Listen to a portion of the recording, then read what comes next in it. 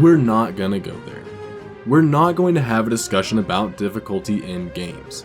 You know, about how games need difficulty sliders, easy modes, and accessibility settings to mitigate challenge. Nope.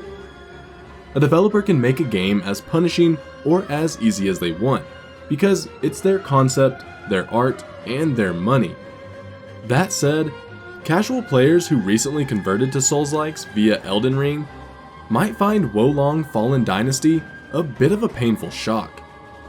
Souls veterans will no doubt love it, but what about all of us in between?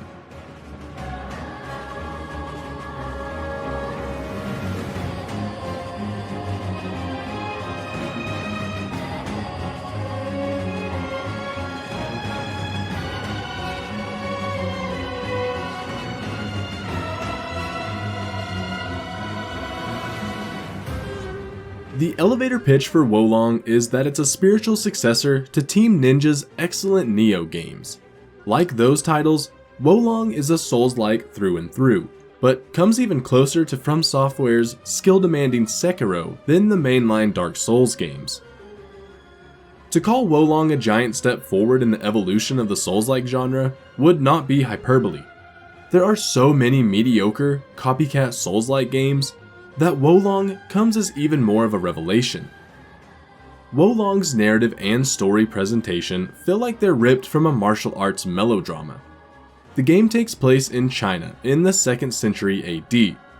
The story is based on the classic novel romance of the Three Kingdoms, but with monsters, demons, and undead. You are a soldier in Han Dynasty China. The title means hero that has not yet achieved greatness, destined to rid the land of human enemy factions and supernatural foes. While Wolong's action is center stage, the drama is no slouch. The game's writing and English voice work are generally very good, and the game's NPCs are memorable in an over-the-top cinematic way. Wolong's balance between combat, exploration, and narrative cutscenes is spot on. I never felt like any of them overstayed their welcome.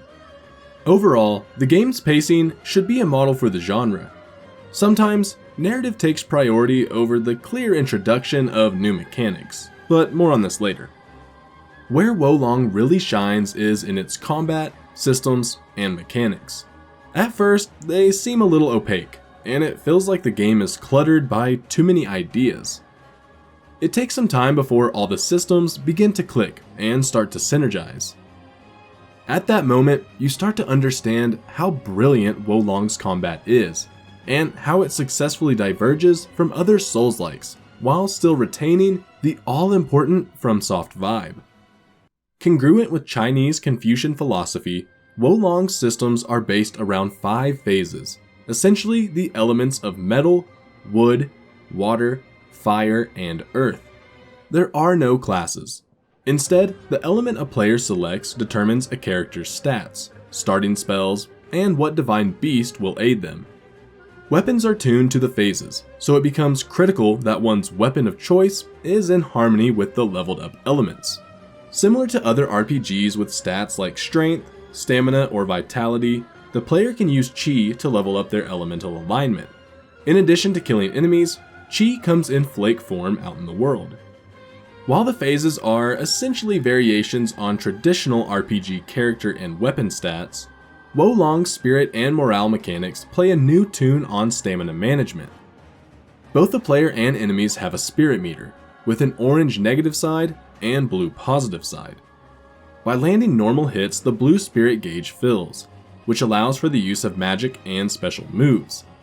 Using those special abilities, blocking, or deflecting uses up the positive spirit. If it goes into the negative side and fills up, the player is left open to be staggered. Wolong's morale system is another mechanic that adds depth to the combat. The player and enemies have a morale rating displayed above them. Defeating a character with a higher morale rating translates into better loot drops and a boost to morale for the player.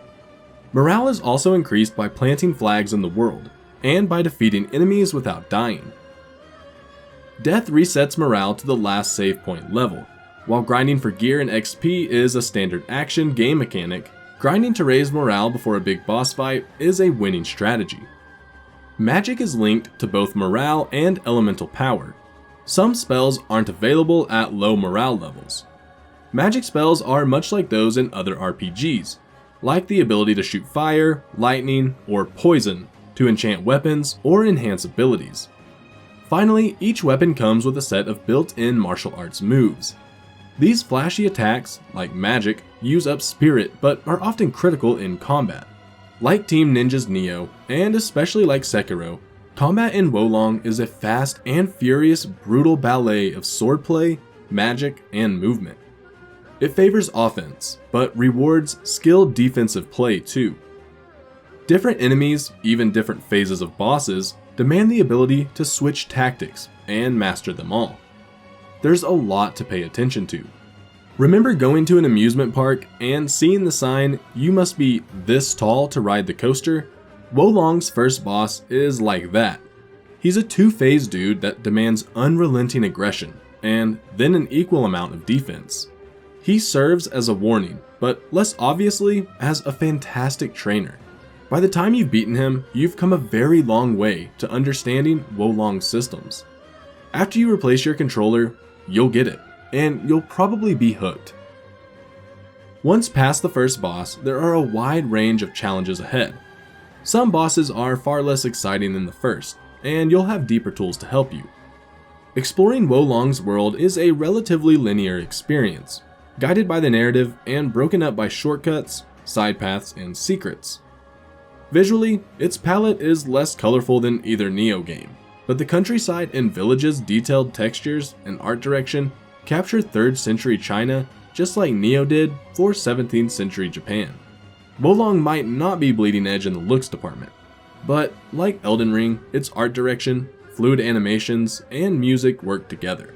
The game looks and sounds great. On the PS5, there isn't a huge range of settings to tweak.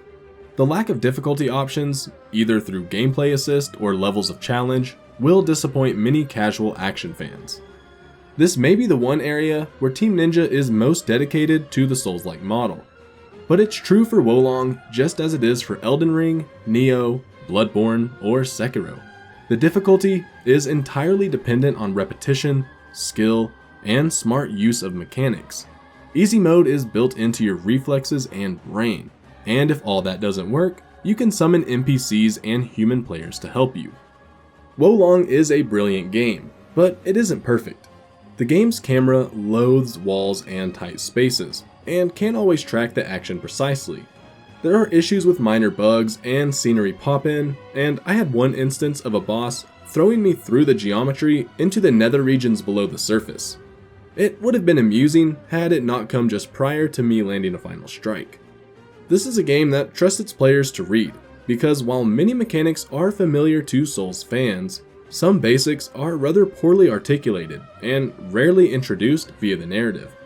The information is there to find, but more than once I thought, oh, that's how it works.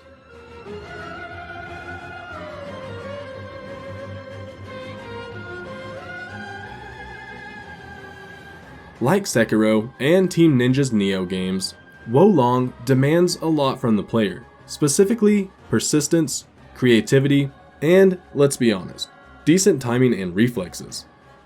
In lots of key areas, it's a pretty traditional Souls-like, with all the challenges and rewards that come with the genre. Wo Long's particular brilliance lies in its new mechanics and the way they flow in and out of every encounter. While some moments and fights can seem like insurmountable, immovable walls, getting around, through, or over them is never boring. Wo Long both honors the genre and pushes it forward in an exciting way.